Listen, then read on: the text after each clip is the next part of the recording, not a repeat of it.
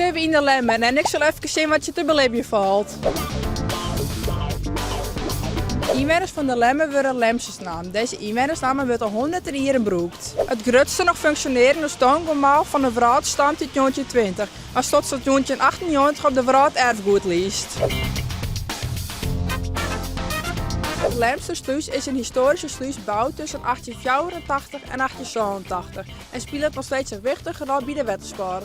De Lemmer is bekend op zijn gezellige grijften, historische pan en de lissing gelijk aan het water. Het strand van de Lemmer is een populair plek aan het IJsselmaar waar een soort mensen samenkomen om te zwemmen, kajeren of voor watersport.